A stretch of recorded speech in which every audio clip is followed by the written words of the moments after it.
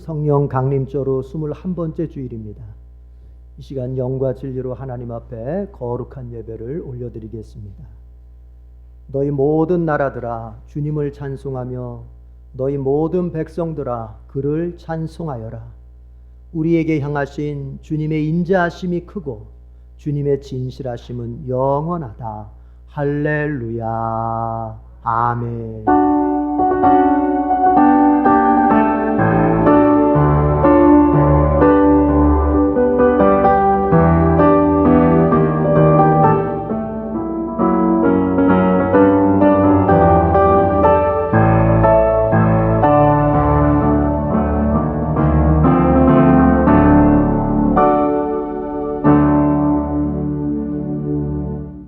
모여 예배드리는 것을 기뻐 받으시고 이를 직접 명하신 하나님 아버지, 거룩한 주일 아침 주님께 예배드리기 위해서 모였습니다. 우리의 원수 마귀는 우리가 모여 예배드리는 것을 싫어하기에 방해하고, 세상은 주님을 모르기 때문에 예배를 우습게 여기며 예배를 방해합니다. 그러나 우리에게는 모여서 드리는 이 예배가 우리의 생명이며 호흡이라고 고백합니다. 세상의 그 어떤 일보다 우리에게는 가장 중요한 일임을 고백합니다. 주님, 우리는 이와 같은 심정으로 오늘 예배를 드립니다. 기쁘게 받아주시고 성령을 보내주시며 주님의 영광을 보여주시옵소서. 예수 그리스도의 이름으로 기원하옵나이다. 아멘. 다 같이 일어납시다. 경배 찬송 부릅니다.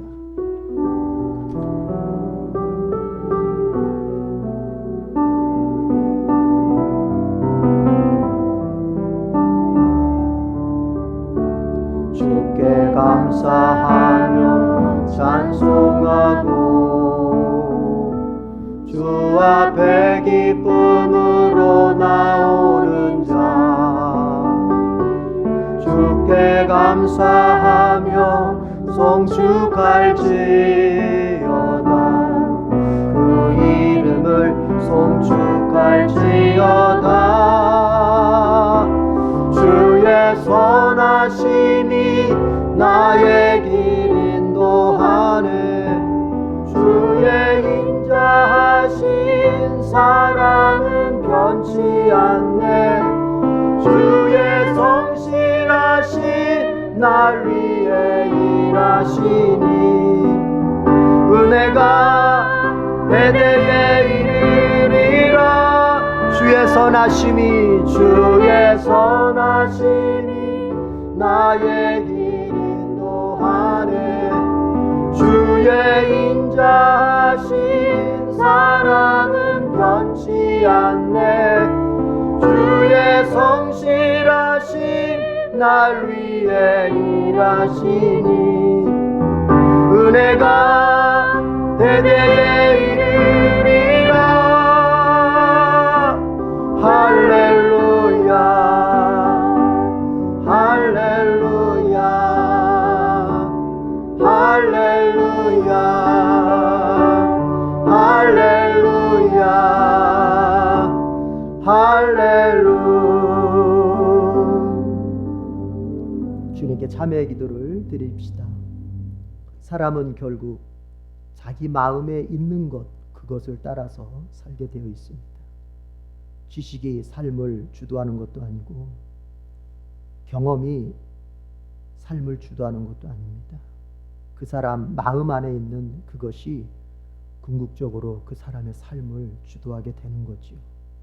우리가 입으로 주여 주여 한다고 해서 주님의 뜻대로 살 수 있는 게 아니고 내 마음속에 있는 것이 무엇이냐, 그것에 따라서 살게 되어지는 겁니다.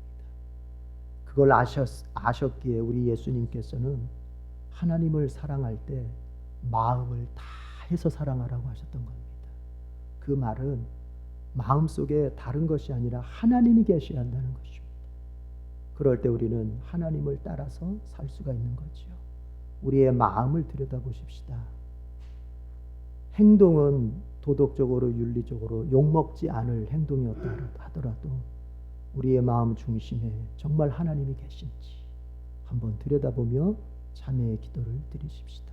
다 같이 침묵으로 고백합니다.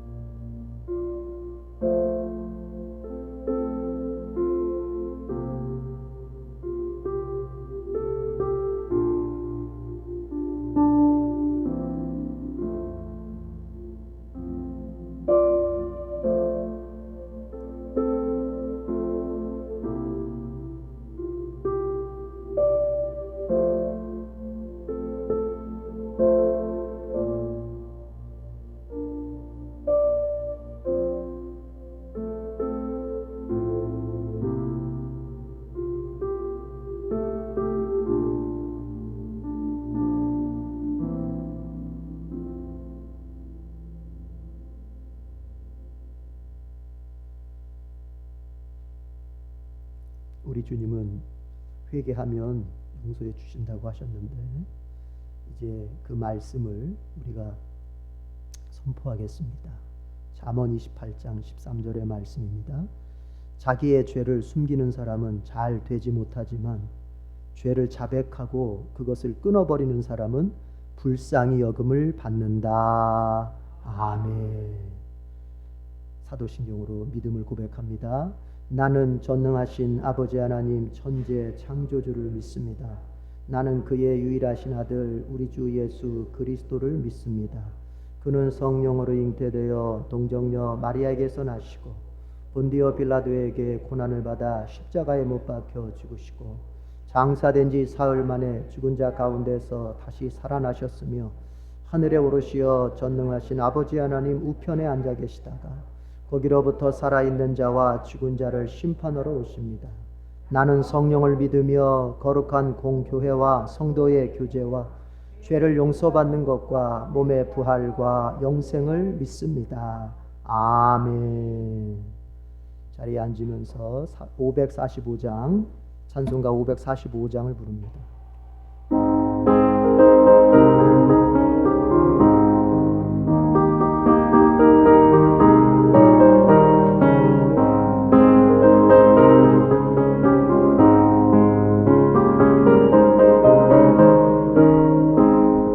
이 눈에 아무 증거 아니 배여도 믿음만을 가지고 선을 걸으며 이 귀에 아무 소리 아니 들려도 하나님의 약속 위에 서리라.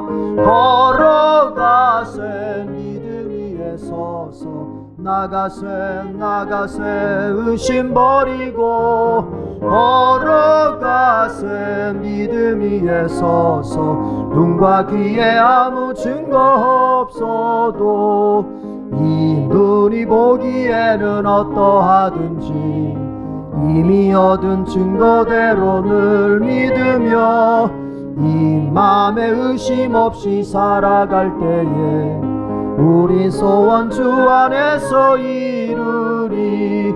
걸어가세 믿음 위에 서서 나가세 의심 버리고 걸어가세 믿음 위에 서서 눈과 귀에 아무 증거 없어도 주님의 거룩함을 두고 맹세한 주 하나님 아버지는 참 이쁘다.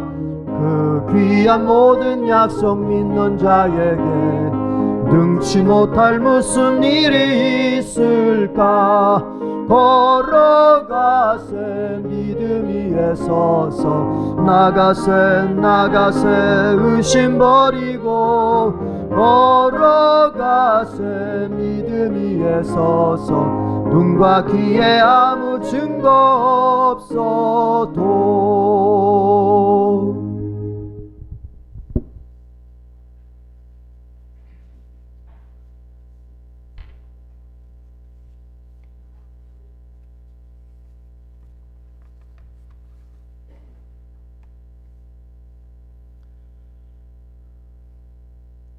목마른 자들에게 생수를 주시고 갈급한 심령들에게 은혜를 주시는 하나님 아버지, 나약하고 부족한 저희들을 주의 자녀 삼아 주셔서 생명의 강가로 불러주심을 감사를 드립니다. 오늘도 목마른 심정으로 주님 앞에 나왔사오니 주님의 사랑과 은혜로 충만하게 채워 주시옵소서. 지난 한 주간을 분주하게 보내면서 생각과 계획 속에서 주님을 따르지 못했음을 이 시간 고백합니다. 지금 이 시간 우리 주님께 드리는 예배를 통하여 세상을 향한 우리의 마음을 제하시고 주님만을 가득 채워 주시옵소서. 주의 보혈의 능력이 세속에 찌든 탐욕과 헛된 것을 거룩하게 하사 주님의 것 되게 하여 주시옵소서. 지금 이 시간은 저희 에덴 가족들을 위하여 기도드립니다. 주어진 삶의 무게로 인하여 낙심하지 않기를 원합니다. 코로나19로 인하여 수많은 주의 백성들이 정신적, 경제적으로 아파하며 힘들어하고 있습니다. 하나님의 역사의 주관자이시며 주인이심을 믿습니다. 다윗의 고백처럼 사막의 음침한 골짜기를 지난다 하더라도 언제나 주님만을 기억하게 하옵시고 온전히 주님만을 높이는 저의 에덴 가족들이 다 되게 하여 주시옵소서. 우리가 볼 수 없으나 주님은 여전히 일하고 계시고 우리가 들을 수 없으나 주님께서는 사랑한다 말씀하심을 믿습니다. 우리의 심령과 영혼이 당신으로 인해 평안을 얻게 하시고 천국의 기쁨으로 고운한 인생길을 노래하며 나아가게 하옵소서. 보다 더 헌신적으로 봉사하며 주님을 드높이는 삶 살아가는 저희 에덴 가족들이 다 되길 원합니다. 세상적으로는 저희 믿음이 교회와 자녀들이 해서는 아니 될 제약된 짓으로 인하여 많은 질타를 받기도 합니다. 그러나 저희 믿음의 식구들 이에 낙심하지 않게 하시고 우리 주님의 뜻하심대로를 우리의 삶을 통해서 나타날 수 있게 하사 먼 훗날 우리 주님 오시는 날에 잘했다 칭찬받는 저희 에덴 가족들이 다 될 수 있도록 역사하여 주시옵소서. 지금 이 시간은 육체적 건강 악화로 인해서 병상에 있는 저희 에덴 가족들을 위해서 기도드립니다. 사랑의 주님, 저희들의 연약함과 병약함을 자비롭소 구벼 살피사 필요한 육신의 건강함을 허락하옵소서. 하루속히 질병에서 회복되어 건강한 몸과 영혼으로 주님께 더욱더 봉사하며 헌신하는 생활할 수 있도록 인도하여 주시옵소서. 병환으로 인하여 시험에 들지 않게 하시고 주님의 능력만을 의지케 하옵소서. 간병하며 함께 아파하는 주의 가족들에게도 건강함을 주시사 잘 이겨내게 하옵시고 온 가족이 함께 주 안에서 화평한 삶 살아갈 수 있도록 역사하여 주시옵소서.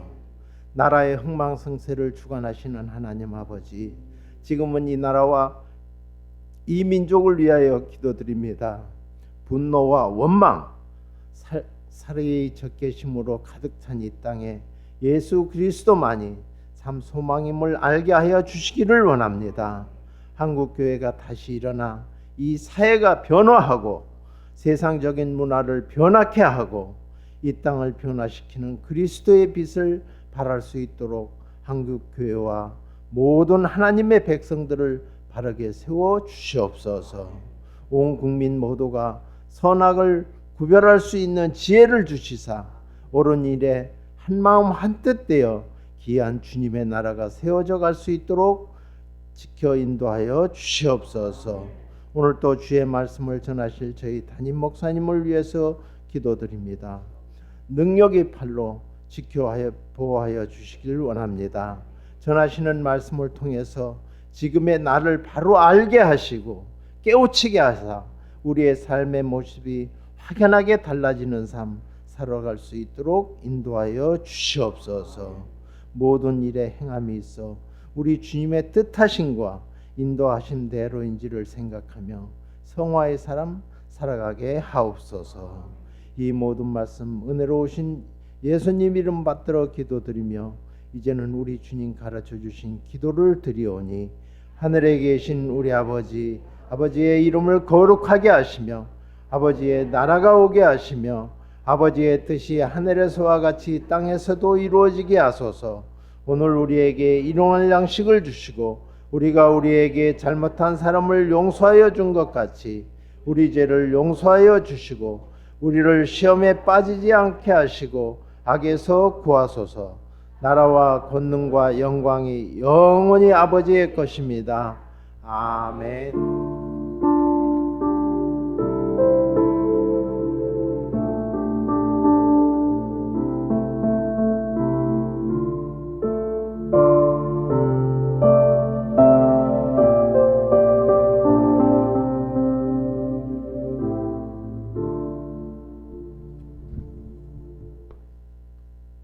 오늘 우리에게 주신 하나님의 말씀은 신약의 말씀 마가복음 2장 1절에서 12절까지 되겠습니다. 신약 성경 마가복음 2장 1절에서 12절입니다.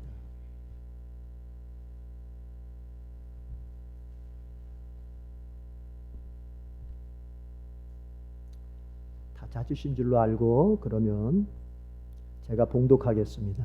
여러분은 쭉 따라오십시오. 2장 1절부터 12절. 며칠이 지나서 예수께서 다시 가버나움으로 들어가셨다. 예수가 집에 계신다는 말이 퍼지니 많은 사람이 모여들어서 마침내 문 앞에조차도 들어설 자리가 없었다. 예수께서 그들에게 말씀을 전하셨다. 그때에 한 중풍병 환자를 4사람이 데리고 왔다. 무리 때문에 예수께로 데리고 갈 수 없어서 예수가 계신 곳 위에 지붕을 걷어내고 구멍을 뚫어서 중풍병자가 누워있는 자리를 달아내렸다.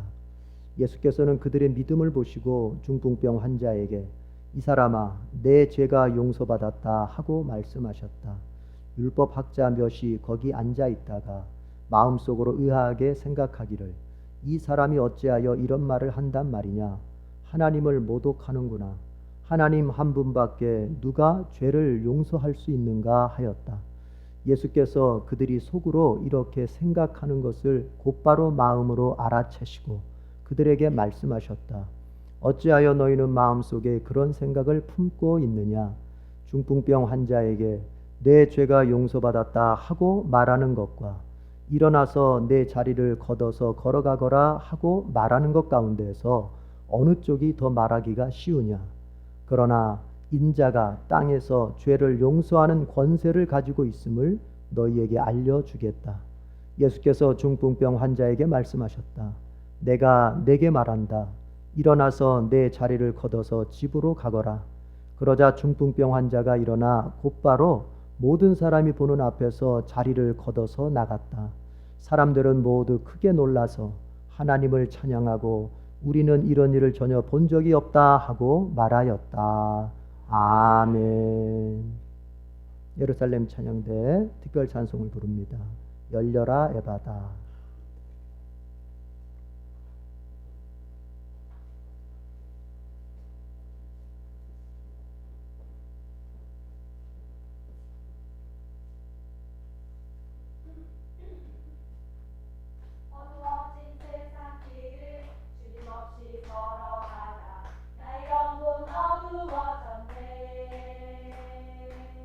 어느 것이 진리인지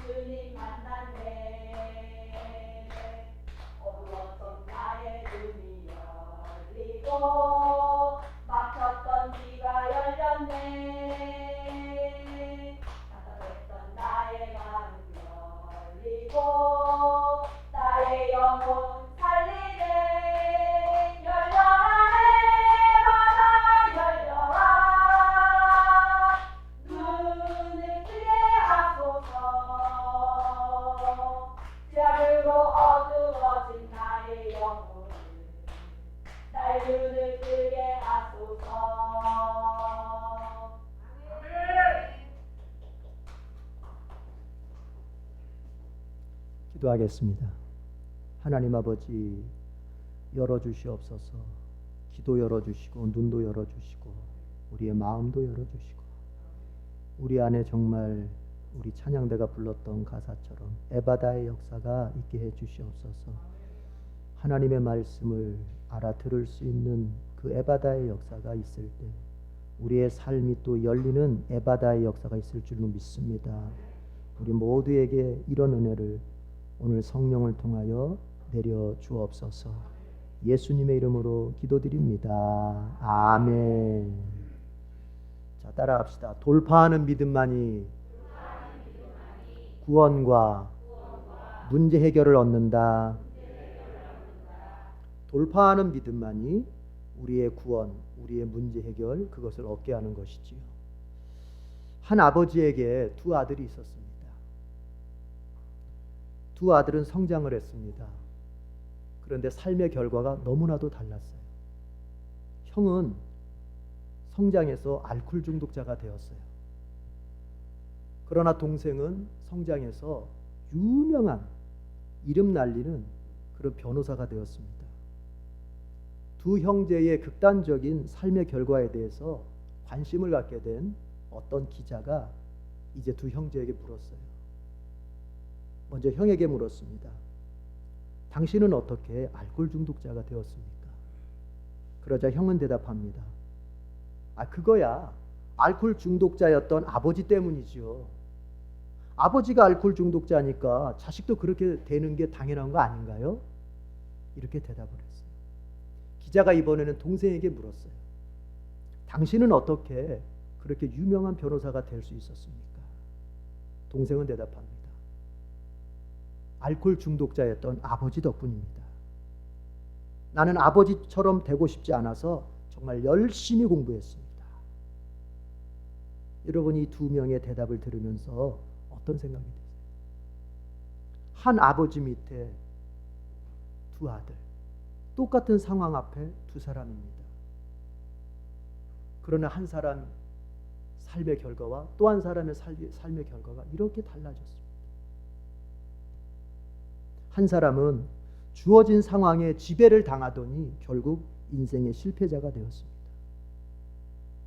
그러나 또 한 사람은 주어진 상황에 무릎 꿇지 않고 뚫고 나가더니 인생의 성공자가 되었습니다. 상황이 문제가 아닙니다. 제가 누차 얘기하지 않습니까? 우리 교우들에게 강조하는 이야기가 있지 않습니까? 가장 중요한 것은 나의 상황과 나의 환경이 아니라 그 상황과 환경에 대처하는 나의 마음 자세, 나의 태도에 달렸다는 것. 이거 누차 강조하지 않습니까? 여러분이 지금 어떤 삶의 환경을 만났든지 원망할 거 없습니다. 남 탓할 거 없습니다. 부모 탓, 자식 탓, 누구 탓, 목사 탓, 교우 탓 할 거 없습니다. 이제 주어진 그 상황에 대해서 내가 어떤 마음으로 대면하고 대처할 것이냐, 이 태도가 여러분의 남은 인생을 결정한다는 것입니다. 지난 주일에 믿음의 속성 한 가지를 말씀을 드렸어요.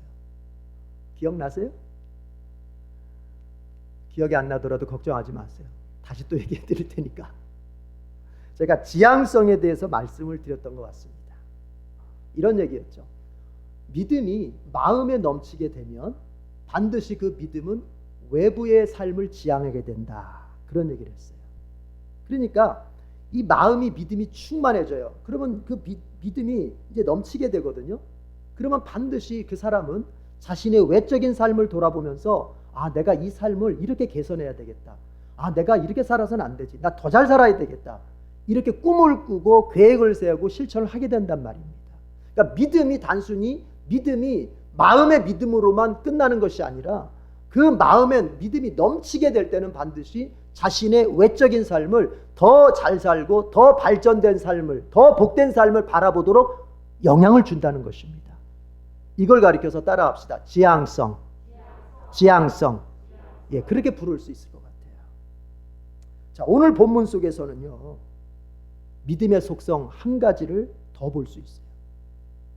자, 예수님께서 가버나움 집에서 설교를 하고 계셨습니다. 예수님은 나사렛에서 오랫동안 생활을 하셨지만 정작 예수님께서 본격적으로 이사를 하시고 사역을 하신 데가 가버나움이거든요. 그 가버나움에서 같은 갈릴리 지역입니다. 거기가. 자, 그런데 그 가버나움에서 예수님이 이제 집에서 설교를 하고 계셨어요. 그런데 그 예수님 계신 집으로 4명의 친구가 한 중풍병자를 데리고 달려온 거예요. 예수님을 찾아온 목적은 그 중풍병자를 예수님 앞에 보여드려서 치료를 받게 하려는 거였어요. 자, 그런데 그들에게 문제가 생겼습니다. 뭐냐면 그 중풍병자를 치료받게 하려면 예수님 앞에 그 중풍병자를 갖다가 이렇게 보여드려야 되는데 그럴 수가 없었던 거예요. 예수님 설교를 들으려고 사람들이 너무 많이 몰려온 거예요. 각지에서. 그래서 오늘 성경 1절을 보면은요, 2절을 보면요, 2절 다 같이 읽어봐요. 2절 다 어느 정도로 많았습니까? 2절 다 같이 시작. 많은 사람이 모여들어서 마침내 문 앞에조차도 들어설 자리가 없었다. 예수께서 그들에게 말씀을 전하셨다. 많은 사람이 모여들어서 문 앞에조차도 들어설 자리가 없었어요. 꽉 찬 거예요. 안에 들어오는 거는 물론 안 되고 밖에도 설 수가 없을 정도로 그렇게 사람이 많이 모인 거예요. 저는 이 성경을 읽으면서 먼저 그 생각부터 들었어요. 우리 교회가 이랬으면 좋겠다. 들어설 자리가 없을 정도로 우리가 가득 채워졌으면 좋겠다. 그렇게 부흥이 일어났으면 좋겠다. 여러분, 우리 교회에도 이런 복을 주님이 주실 줄로 믿습니다. 그러면 어떻게 해야 될까요? 이게 어떻게 해야 그렇게 될까요? 어떻게 하면 이 예배당 가득히 사람들이 들어설 자리 없을 정도로 그렇게 가득하게 사람들이 모일 수 있을까요? 1절에 보니까요, 그 힌트가 있어요. 1절 다 같이 읽어봐. 1절 다 같이 시작. 며칠이 지나서 예수께서 다시 가버나움으로 들어가셨다. 예수가 집에 계신다는 말이 퍼지니, 성경 보니까 이렇게 되죠. 말이 퍼졌답니다. 말이 퍼지니까 많은 사람들이 모여들었다. 2절이 그렇게 시작해요. 예수님에 대한 말이 퍼지니까 사람들이 모여들은 거예요. 여러분, 말이 퍼져야 되거든요. 예수님에 대한 말이 퍼져야 된다고요. 근데 말은 어떻게 퍼져요? 누군가가 전할 때 퍼지는 거죠. 전하는 자가 없는데 말이 어떻게 퍼지겠습니까?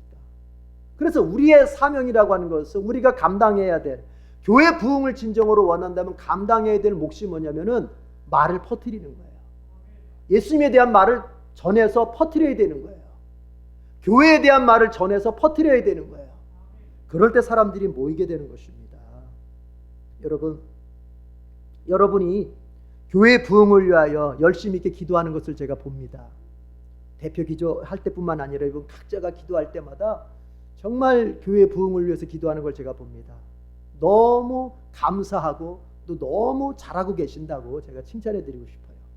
그렇다면 이제 뭐냐? 그 기도의 실천편으로서 뭘 해야 되냐? 전도를 해야 되는 거예요. 전도는 다른 게 아니에요. 예수님에 대한 말을 퍼뜨리는 거예요. 내 가정 안에서 예수님에 대한 말을 퍼뜨리는 거예요. 내 직장에 가서 예수님에 대해서 말을 퍼뜨리는 거예요.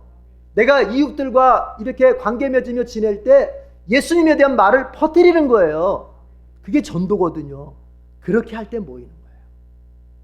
교회 부흥을 위하여 기도하는 사람은 이제 말을 퍼뜨리는, 전도를 하는 그런 사람으로 바뀔 수 있어야 돼요. 한국 교회사 속에 여러분 아주 유명한 분이 계십니다. 이분은 원래 본명이 최봉석인데 우리가 알기로는, 후손들이 알기로는 최권능 목사님으로 알고 있어요. 최권능 목사님. 이분이 전도왕이거든요. 그 시대, 조선시대 때 전도왕. 그런데 이분은 외치는 게 있었어요. 예수 천당 불신 지옥. 그 당시에 천당이라 그랬죠. 천당. 정확한 표현은 천국인데 예수 천국 불신 지옥. 예수 믿으면 천국 가고 예수 안 믿으면 지옥 간다. 그걸 외치면서 전도하신 분이에요. 자, 어느 날 한 번은 이분이 버스를 딱 타시게 됐어요. 버스를 타도 변함이 없습니다. 예수 천국 불신 지옥 외치는 거예요. 그러던 중에 보니까 최필근 목사님이 그 버스 안에 타고 계셨어요. 이 최필근 목사님, 제가 알기로는 이분이 총회장까지 지내신 분으로 제가 알고 있는데, 제가 교회사 속에서 그렇게 본 것 같은데, 근데 그분이 거기 앉아 계셨어요. 그래서 이 최권능 목사님이 전도하다 이제 최필근 목사님 앞에 가서도 그러는 거예요. 예수 믿으세요. 예수 천당 불신지요. 그러니까 최필근 목사님이 황당하잖아요. 서로 모르는 사이가 아니거든요. 둘 다 유명한 분이라 다 알거든요. 근데 이 최건능 목사님이 최필근 목사님 앞에 가서도 예수 천당 불신족 하는 거예요. 그러니까 이 최필근 목사님으로서는 조금 당황스럽기도 하고 조금 뭔가 이렇게 좀 무시당하는 느낌도 들고, 그래서 아니 최 목사, 나 최필근 목사야, 나 몰라? 그런 거예요. 그러니까 이 최근능 목사님이 이럽니다. 아니 여기에 벙어리 교인이 앉아 있었네. 아니 네가 교인이면서, 네가 목사면서 어떻게 여기 있는 사람들한테 예수 믿고 천국 가라고 외치지 않을 수 있느냐? 어떻게 네가 예수 믿고 천국 가라고 말을 하지 않을 수 있느냐? 너는 벙어리 교인이다 했다는 거예요. 여러분, 우리 안에 예수님이 계시고, 그리고 그 예수를 믿어서 우리가 천국을 가야 된다고 하는 것이 우리 인간의 일생 중에 가장 중요한 것이고 본질이라고 정말 믿는다면 우리는 말을 퍼뜨릴 수밖에 없어요. 내 가족 중에 아직도 예수님을 믿지 않아서 지금은 이가 여기서 잘 먹고 살고 있지만 이의 영혼이 지금 어디를 향해 가고 있는지를 내가 알고 있다면 우리는 예수님에 대해서 말을 퍼뜨리지 않을 수 없는 거예요. 여러분 혹시 벙어리 교인 아닙니까? 내 부모한테 예수 믿으라고 말 한마디 못하고 내 자식한테 예수 믿으라고 말 한마디 못하는 벙어리 교인 혹시 아닙니까? 직장에 가서 다른 말들은 그냥 청산유수처럼 다 쏟아내면서 예수 믿고 천국 가라는 그 짧은 말 한마디는 쏟아내지 못하는 그런 벙어리 교인은 혹시 아닙니까? 이렇게 말하면 저 사람이 나를 싫어하지 않을까? 내가 예수 얘기하면 저 사람이 나를 부담스러워하지 않을까? 내가 예수 얘기하면 저 사람한테 내가 어떤 손해를 볼 일이 또 생기지 않을까? 내가 예수 얘기하면 저 사람과 나의 관계가 껄끄러지지 않을까? 뭐 이러면서 혹시 말 못하는 벙어리 교인은 혹시 아닙니까? 이제 묻습니다. 여러분에게 가장 중요한 게 뭡니까? 그리고 여러분에게 가장 자랑스러운 게 뭡니까? 사람은 자기 일생 가운데서 가장 중요하다고 여기는 것은 반드시 말로 퍼뜨리게 돼 있습니다. 사람은 자신에게 가장 자랑스러운 일이라면 반드시 말로 자랑하게 돼 있습니다. 입이 근질근질해서 못 견뎌요. 특별히 우리 한국 사람들은. 그런데 그런 나에게서 예수 믿으세요, 이 말 한 번이 나오지 못한다면 그분에게는 예수님이, 그리고 예수 믿고 받는 구원이 가장 중요하지도 않고 그것이 가장 자랑스럽지도 않은 것이죠. 그러나 그가 배운 것도 없고 가진 것도 없고 정말 어떻게 보면 인간적인 삶으로 볼 때는 연약하게 그지없다 할지라도 누굴 만나든지 최건능 목사님처럼, 이분도 공부 많이 못했어요. 그때는 공부 많이 못해도 그냥 목사가 될 수 있는 길들이 있었잖아요. 그래도 이 목사님처럼 예수 믿어야 된다고, 예수 믿고 구원받아야 된다고 이렇게 말할 수 있으면은요, 그 사람에게는 예수가 제일 중요한 거예요. 그 사람에게는 예수 믿고 구원받는 이 사건이 제일 소중한 것입니다. 그렇게 따지는 거예요. 여러분, 우리에게 가장 중요한 것이 무엇입니까? 예수님이십니다. 우리에게 가장 일생에 가장 중요한 사건이 뭡니까? 다른 거 다 경험하지 못해도, 다른 거 다 내가 얻지 못해도 반드시 내가 경험하고 얻어야 될 게 뭡니까? 예수 믿고 구원받는 것입니다. 그래서 바울이 말했던 것입니다.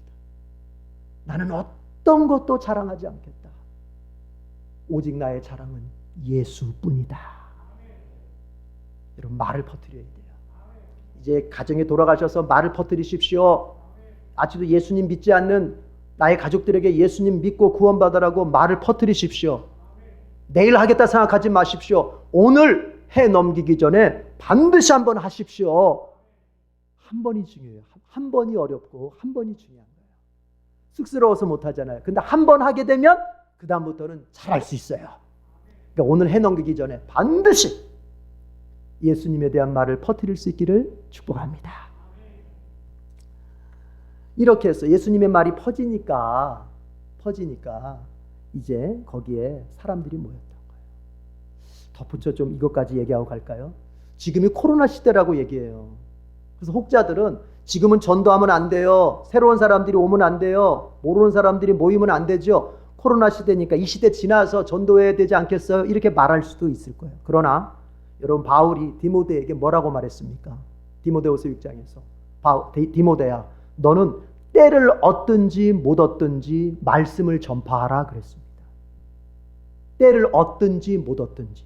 그러니까 이 말입니다. 영어 성경으로 보면 더 정확해요. 이 타이밍이 너에게 좋은 타이밍이든 좋지 않은 타이밍이든 너는 어느 때든지 예수님을 전하라는 거예요. 코로나 시대에도 전도는 계속돼야 됩니다. 코로나 시대에도 예수님의 말은 퍼져갈 수 있어야 됩니다. 그럴 때 주님께서 영광을 받으시고 주님의 교회가 많은 사람들로 채워지게 됩니다. 자, 그렇게 해서 예수님 주변에 사람들이 모였어요. 그런데 이것이 이 중풍병자에게는 뭐가 됐습니까? 하나의 장애물이 되었던 거예요. 예수님 앞에 지금 나아가서 이 병고침을 받아야 되는데 그 앞으로 갈 수가 없는 거예요. 자, 그러자 이제 어떻게 합니까? 이 4명의 친구가 이 중풍병자를 딱 들고서는 지붕 위로 올라갑니다. 예수님 당시에 이스라엘 사람들의 집의 구조가 그렇더라고요. 지붕이 우리하고 달라요. 좀 지붕이 평평해요. 그리고 외부로 그 지붕으로 올라갈 수 있는 계단이 연결돼 있어요. 그래서 지붕에 쉽게 올라갈 수 있는 거예요. 그 지붕에 올라가서는 어떻게 하냐? 지붕을 걷어내는 겁니다. 그리고 거기다 지붕에다 구멍을 내버렸어요. 이것도 가능하다 그래요. 보니까 그 이스라엘 이 당시에 집이라고 하는 게 그렇더라고요. 어떤 들보가 있잖아요. 대들보가 있으면 거기다가 이렇게 나뭇가지 같은 걸 걸쳐놓고 조금 이렇게 진흙으로 좀 발라놓은 정도예요. 그러니까 옛날 우리 초가집보다도 더 약한 거예요, 사실은. 그러니까 뭐 그냥 진흙 톡톡톡 때려서 깨트린 다음에 그냥 나뭇가지 걷어내면 지붕이 그냥 들쳐나는 거예요. 들쳐지는 거예요. 그렇게 해서 어쨌든 지붕에 구멍을 뚫고 예수님이 계신 밑으로 이 중풍병자를 내려놓은 겁니다. 그러니까 예수님 코앞으로 이 중풍병자가 바로 온 거예요. 그러니까 예수님께서 이제 그 중풍병자를 고쳐주세요. 그런데 중요한 얘기가 있습니다. 예수님이 그 중풍병자를 고쳐주면서 하신 말씀이 있습니다. 5절 다 같이 보겠습니다. 5절 다 같이 시작. 예수께서는 그들의 믿음을 보시고 중풍병 환자에게 이 사람아 내 죄가 용서받았다 하고 말씀하셨다. 예수께서 중풍병자의 죄를 용서해 주시고 그리고 11절에 가면은 이제 병까지 고쳐주시는데 여러분 중요한 말이 있죠. 뭐죠? 그들의 믿음을 보시고. 여러분 예수님은 다른 거 안 본다니까요. 예수님은 우리의 어떤 다른 걸 절대 보시지 않아요. 예수님이 나를 위해서 역사에 주실 거냐 말 거냐, 예수님 나에게 좋은 것을 주실 거냐 말 거냐, 예수님께서 내 기도에 응답하실 거냐 말 거냐, 나의 문제 속에 해결을 주실 거냐 말 거냐, 더 근원적으로 나에게 구원을 주실 거냐 말 거냐, 예수님은 오직 믿음만 보신다는 거예요. 그러니까 우리 다른 핑계 대지 맙시다. 이거 없어서 교회 못 나가요. 이거 없어서 나 예수 믿기 어려워요. 아니요. 믿음만 있으면 되는 건 믿음만. 문제 해결도 믿음만 있으면 되는 거예요. 믿음만. 예수님이 그들의 믿음을 보시고 이제 구원해 주시고 그 다음에 치료해 주셨던 거예요.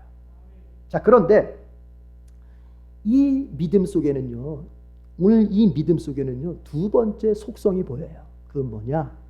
돌파하는 속성, 돌파성이 보입니다. 돌파, 뭐죠? 뚫고 나가는 거죠. 돌파라고 하는 건 뭐예요? 장애물이 생기면 어떻게 해요? 뚫고 나가는 거. 이걸 돌파라고 하잖아요. 믿음의 속성 두 번째는 돌파성인 것입니다. 여러분, 믿음의 사람에게도 방해물이 생기고 장애물이 생깁니다. 우리가 믿음으로 살려고 딱 마음 먹었다고 해서 뭔가 항상 잘 되기만 하는 거 아니에요. 여러분이 오늘 이 설교를 듣고 야, 믿음으로 살면 되겠구나 하고 믿음을 딱 결심했을 때 그 다음부터 평탄하게 되는 게 아니에요. 오히려 믿음을 가졌기 때문에 마귀가 장애물을 던집니다. 마귀가 방해를 던집니다. 마귀가 가로막습니다. 마귀가 나에게 또 다른 길로 유혹도 합니다. 이런 장애물들이 있습니다. 특별히 나를 가로막는 장애물이 있어요. 그럴 때 어떻게 해요? 믿음의 사람은요, 그거를 뚫고 나가는 거예요. 이게 바로 믿음의 돌파성이에요. 믿음의 돌파성이 있어야 여러분 장애물을 뚫고 나갈 수 있고 예수님을 만나서 문제 해결을 받을 수 있는 것입니다. 그러나 믿음이 없는 사람은요, 때로는 믿음이 약한 사람은요, 이 돌파력이 없어요. 믿음의 돌파성이 없어요. 믿음이 약하다는 소리는 뭐냐? 믿음의 돌파성이 없다는 거예요. 뭔가 예수님 믿어서 구원은 받은 것 같은데 인생의 문제를 만났을 때, 환난을 만났을 때 그것을 뚫고 나가는 힘이 크지를 못한 거예요. 돌파성이 없는 거예요. 그랬을 때는 그 사람은 장애물을 만나면 어떻게 됩니까? 신앙을 포기하고 인생을 포기하는 거예요. 코로나 만났다고 해서 예배를 포기합니까? 돌파성이 없는 거예요. 그거는. 물질적인 문제를 만났다고 해서 신앙생활, 교회생활 포기합니까? 믿음의 돌파성이 없는 거예요. 믿음이 약하기 때문에 그런 거예요. 그러나 믿음이 강한 사람은요, 믿음이 강한 사람에게도 장애물은 똑같이 있어요. 아니 어쩌면 믿음이 강할수록 장애물은 더 클 수 있어요. 그러나 믿음이 강한 사람은 그 장애물을 어떻게 한다고요? 뚫고 나가는 것입니다. 믿음의 돌파성이 있기 때문에 그런 거예요. 큰 믿음에는 믿음의 돌파성이 있어요. 강한 믿음에는 믿음의 돌파성이 있어요. 여러분의 이 믿음이, 여러분에게 이 믿음이 있기를 축복합니다. 그래서 여러분의 장애물을 다 뚫고 나갈 수 있기를 바랍니다. 오늘 이 사람들에게도 그랬잖아요. 장애물이 있었잖아요. 그러나 그들이 포기했습니까? 오늘은 안 되겠다. 다음에 오자. 오늘은 너무 사람이 많아서 고침 못 받겠다. 포기하자. 이게 아니잖아요. 어떻게 합니까? 안 되면 되게 하지 않습니까? 사람이 많아? 막혀? 앞으로 나갈 수 없어? 그러면 위에서부터 내리자. 지붕에 올라가서 지붕 뚫고. 여러분, 아무리 그 지붕 뚫기가 쉬운 집이라도 여러분 그게 뭐예요? 용기가 필요한 거예요. 용기가. 예수님 지금 밑에서 설교하고 계시는데 위에서 지붕을 뚫는다고 생각해 보세요. 먼지가 나고 뭐 부산물들이 떨어지고 뭐 난리가 나지 않겠습니까? 그러면 다른 사람들이 저건 뭐 하는 짓이야? 저거 저놈은 뭐야? 끌어내려. 뭐 그러지 않겠어요? 똑같은 거 사람 사는 거는요. 우리 지금 예배 드리고 있는데 여기서 누가 지붕 뚫으면 그러지 않겠냐고요. 마찬가지요. 그러나 이들은 그런 걸 개의치 않고 내가 내 친구를 치료받게 해야 된다. 또 병자 입장에서는 난 주님 앞에 예수님 만나서 치료받아야 된다. 이 목표 하나를 가지고서 그냥 무대보로 나가는 거예요. 그 돌파성이란 말이에요. 그게 돌파성. 다른 사람 눈치 보지 말고 다른 사람 앞에서 체면 생각하지 말고 죽을까 걱정도 하지 말고 그냥 뚫고 나가는 거예요. 이 믿음의 돌파성이 있기를 축복합니다. 성경을 보면요, 이 믿음의 돌파성의 예들이 많아요. 우리가 잘 아는 구약의 사건이 있죠. 민수기 13장 14장. 어떤 일이 있었습니까? 이제 모세가 이스라엘 백성 중에서 12명을 뽑아서 가나안에 쳐들어가기 전에 정탐꾼으로 보냅니다. 그 12명의 정탐꾼이 40일 동안 가나안을 정탐을 한 다음에 돌아와서 보고를 합니다. 자, 그런데 보고의 내용이 나눠지죠. 10명은 뭐라고 보고합니까? 이렇게 얘기합니다. 가나안 땅이 좋긴 한데 그 가나안 땅에 적들이 너무 많아. 그 적들이 너무 커. 심지어는 거기에는 안악자손도 있어. 안악자손이라고 하는 건요, 당시에 거인 족속이라고 불리는 사람들이에요. 그러니까 옛날에 우리가 성경에 보면 다윗과 골리앗 있죠. 이 골리앗이 바로 안악자손 중에 한 사람이다. 이렇게 보는 거예요. 얼마나 큽니까? 그런 사람들이 너무 많다는 거예요. 가나안에. 또 그들은 성 안에 머무르고 있는데 성읍이 얼마나 높은지 여리고성처럼 도저히 우리는 그들을 이길 수 없고 아마 그들이 우리를 바라볼 때는 우리는 메뚜기 정도로밖에는 안 보일 것이다. 그러니 우리는 가나안 포기하고 다시 애굽으로 돌아가자. 이렇게 보고를 한 겁니다. 믿음의 돌파성이 있어요, 없어요? 없는 거죠. 그러나 딱 두 사람, 여호수아 갈렙은 어떻게 나갑니까? 아니다. 물론 저 사람들의 말이 맞다. 가나안 족속들, 거인 족속들도 있다. 그들의 성읍 크고 강하고 맞다. 그러나 하나님이 우리를 도와주시면 우리는 그 성을 얻을 수 있다. 그들은 우리의 밥이다. 밥. 여러분, 믿음의 돌파성이 있어요, 없어요? 있죠. 이게 바로 믿음의 돌파성이라는 거예요. 여러분, 장애물이 분명히 눈에 보입니다. 그 장애물이 나보다 크고 강하다는 것도 인정합니다. 그러나 거기서 멈추면 돌파성이 없는 거예요. 어떻게 나가요? 하나님이 도우시면 된다. 하나님이 나를 후원해 주시고 하나님이 나를 인도해 주시고 하나님이 나를 보호해 주시고 하나님이 나를 공급해 주시면 우리는 이길 수 있다. 그러니까 이 10명의 돌파성이 없는 이 사람들은요, 적을 볼 때 거인으로 보잖아요. 그러나 돌파성이 있는 여호수아 갈렙이 볼 때 가나안을 쳐다보면 뭐로 보였어요? 밥으로 보였죠. 밥.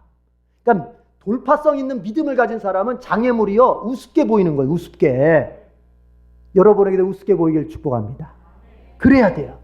장애물이 커 보이거든 이렇게 생각하십시오. 저 장애물이 실제로 큰 것이 아니라 내가 믿음이 없고 내가 두려움이 크구나 이렇게 생각하시면 돼요. 믿음이 크고 믿음이 돌파성을 가지고 있는 강력한 믿음이면 장애물이 내 바보로 보여. 아, 이거 하나님이 오히려 나에게 복 주시려고 나에게 주시는 지름길이구나 이렇게 보인다고요. 여러분 어느 쪽에 서겠습니까? 그리고 이제 결과를 우리가 알지 않습니까? 40년이 지났을 때 그 가나안 땅, 꿈에 그리던 가나안 땅을 얻었던 사람은 출애굽 1세대 가운데서는 그 가나안 땅을 얻었던 사람은 여호수아 갈렙밖에 없었습니다. 여러분이 구원을 받고 좋은 것을 받기를 원한다면 여러분의 믿음에다가 돌파성을 장착할 수 있기를 바랍니다. 하나만 더 얘기할게요. 혈루증 여인 있잖아요. 마가복음 5장에 보면 혈루증 여인이 나와요. 여러분 혈루증은요 부정한 병입니다. 부정한 병이기 때문에 이 사람은 절대로 사람들 앞에 나서면 안 되는 거예요. 왜냐하면 다른 사람들을 부정으로 전염시킬 수 있기 때문에. 율법에 의하자면 그래요. 그런데 혈루증 여인이 어떻게 합니까? 그 예수님 주변에 사람이 그렇게 회중들이 많은데 그 회중 사이를 뚫고 들어와서 예수님 옷자락을 만지지 않습니까? 그러기가 쉬운 게 아니란 말이에요. 이게 발각되면 돌에 맞아 죽어요. 돌에 맞아 죽어. 율법에 의하자면. 그런데 그게 장애물 아닙니까? 예수님 앞으로 나아갈 수 없는 장애물 아닙니까? 그런데 혈루증 여인이 어떻게 합니까? 용기를 내서 돌파성의 믿음을 가지고 예수님 앞에 나가서 옷자락을 만집니다. 그럴 때 이제 예수님께서 어떻게 하십니까? 네 믿음대로 너는 구원받았다. 네 믿음대로 너는 치료받았다. 구원도 받고 문제도 해결되고. 우리가 믿음으로 살려고 하면 반드시 우리 앞에는 그 믿음대로 살 수 없게끔 만드는 장애물이 반드시 나타나요. 여러분이 오늘 믿음으로 살려고 믿음으로 딱 결심을 하잖아요. 내일 월요일부터 반드시 여러분의 그 믿음을 약화시키는 사건들이 가정 내에서 직장 내에서 여러분의 마음 내면 속에서 반드시 일어납니다. 그럴 때 이제 두 사람이 나타나는 거예요. 그래도 나는 믿음으로 나갈 거야 하고 가는 사람이 있는가 하면 어떤 사람은 나중에 하자. 믿음으로 사는 것도 좋은데 예수로 사는 것도 좋지만 현실은 현실이니까 나중에 하자. 이렇게 나오는 사람도 있을 거예요. 돌파성이 있느냐 없느냐가 나타난단 말이에요. 그런데 기억하세요. 구원을 받고 그의 문제 속에 해결을 받고 그의 인생 속에 좋은 것을 받은 사람들은 어떤 경우에서든지 돌파성의 믿음을 가진 사람들입니다. 우리 한 주간의 삶을 아니 남은 생애를 살 때 이 돌파성의 믿음으로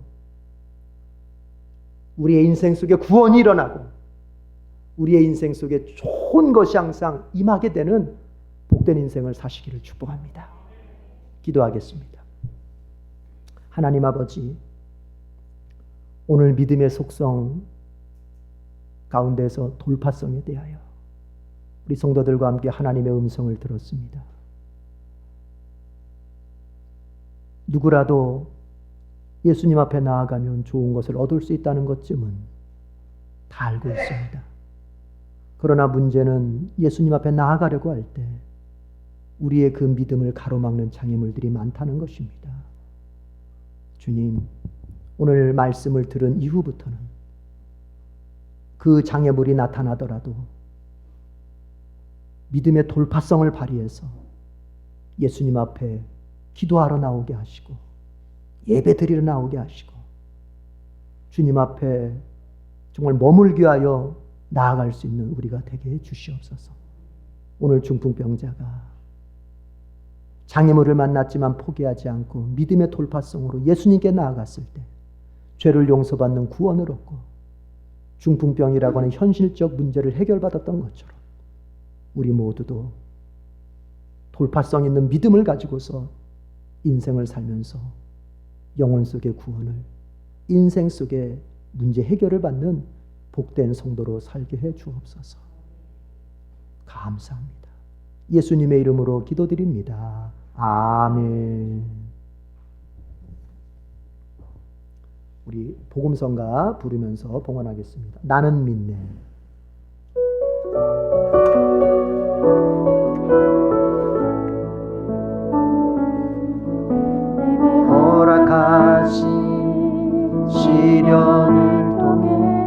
잠깐 아직 안 나왔네. PPT. 자, 전주해 주세요. 우리 최인영 집사님 먼저 불러봅시다. 앞에 부분만. 내게 허락하신 시련을 통해 나의 믿음 더욱 강하게 자라나고 험한 산과 골짜기 지나는 동안 주께 더 가까이 나를 이끌 자, 처음부터 하겠습니다. 내게 허락하신 시련을 통해 나의 믿음 더욱 강하게 자라나고 험한 산과 골짜기 지나는 동안 주께 더 가까이 나를 이끄시네. 내가 겪는 시험 어렵고 힘겨워도 내 주님보다 크지 않네. 내 앞에 바다가 갈라지지 않으며 주가 나로 바다 위 걷게 하리. 나는 믿네. 주의 능력으로 내 삶 새롭게 되리. 나는 믿네. 주의 능력으로 담대히 나아가리. 주와 함께 싸워 승리하리라. 날마다 믿음으로 나 살아가리. 나는 믿네. 주의 능력으로 내 삶 새롭게. 주의 능력으로 내 삶 새롭게 되리. 나는 믿네. 주의 능력으로 담대히 나가리라. 주와 함께 싸워 승리하리라. 날마다 믿음으로 나 살아가리. 한 번 더. 나는 믿네.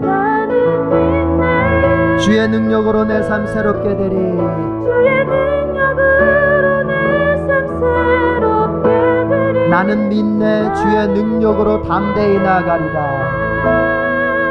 주의 능력으로 담대히 나가리라. 주와 함께 싸워 승리하리라.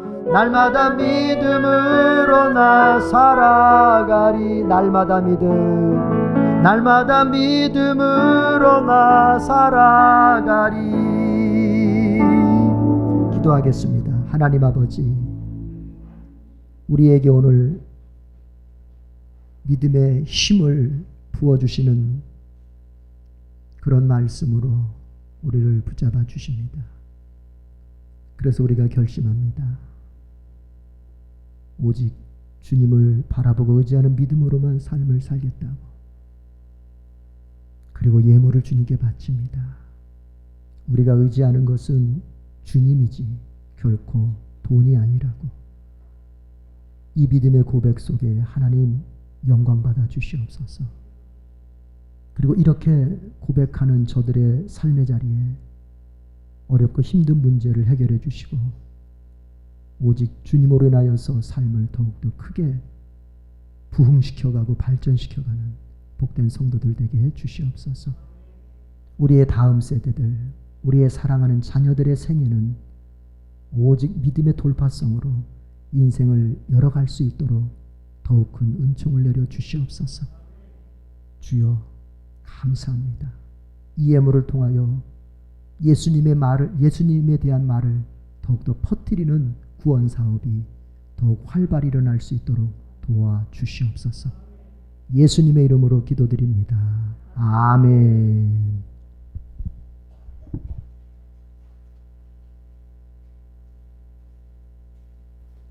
우리 같이 인사하십시다. 당신이 저보다 시작. 당신이 저보다 훌륭하십니다.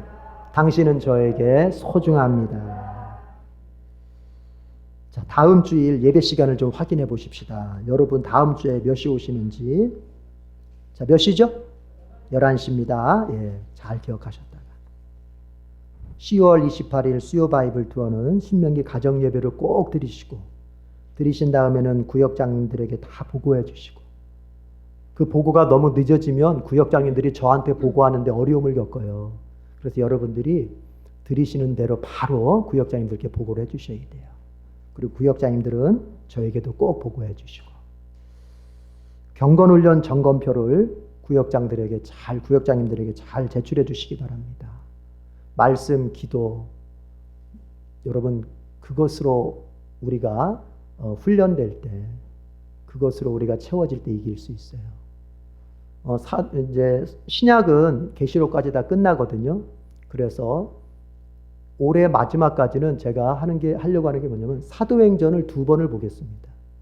사도행전은 성령의 행전인데 성령의 역사가 얼마나 충만하게 나타나는지를 여러분들이 사도행전을 반복해서 읽으면서 한번 경험해 보시라는 의미에서 계시록 끝난 다음에는 신약은 사도행전을 계속 보도록 하겠습니다. 연말까지. 자, 광고 우리 교우동정 말씀드리면 우리 김행렬 성도님께서 우리 새가족 등록도 하셨잖아요. 우리 김행렬 성도님께서 3개월 동안 직장에서 지방 출장을 가셨습니다.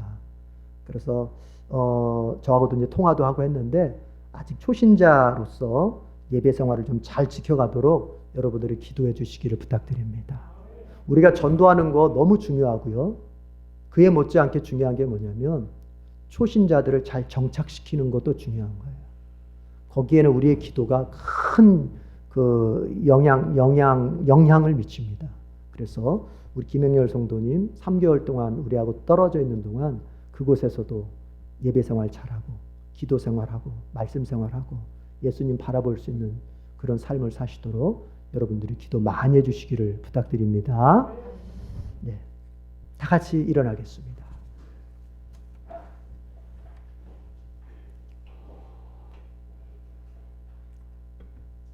우리 목적선언문 암송하고 찬양하겠습니다.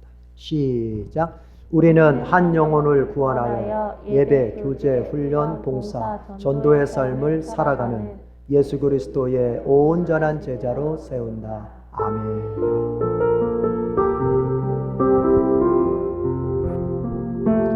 우리는 한 영혼을 구원하여 예배, 교제, 훈련, 봉사, 전도의 삶을 살아가는 예수 그리스도의 온전한 제자로 세운다. 주여 한 영혼을 구원해 주소서. 주여 그 이름을 불러 주옵소서. 간절히 기도드리오니 구원하소서. 함께 천국에서 주를 뵙게 하소서. 내 입술은 연약하나 주는 강하시니 내 입술이 주 전할 때 능력 나타내소서. 주여 한 영혼을 구원하소서. 닫힌 마음 문을 열어주소서. 주여 그 이름을 불러주소서. 거절할 수 없는 은혜 주소서. 성령님 능력으로 예수님의 권세로 나를 사용하사 구원하소서. 사랑하는 성도 여러분, 믿음에는 돌파성이라는 성질이 있습니다. 돌파성은 우리로 하여금 뚫고 전진하게 만듭니다. 우리가 주님을 따라 믿음으로 살려 할 때 장애물을 만나게 될 텐데 그때 뒤로 물러서지 말고 포기하지 말고 믿음의 돌파성을 발휘해서 뚫고 나갈 수 있기를 바랍니다. 그때 성령은 우리를 그냥 놔두시지 않고 반드시 능력으로 도와주실 것입니다. 우리 주님 예수 그리스도의 은혜와 하나님 아버지의 변함없는 사랑과 성령님의 교통하심과 역사하심과 능력 주심이 오늘 예배를 드리며 믿음의 돌파성을 발휘해서 구원과 문제 해결을 얻겠다고 결심하고 돌아가는 모든 성도들 위해 지금부터 영원까지 함께 있을지어다. 아멘.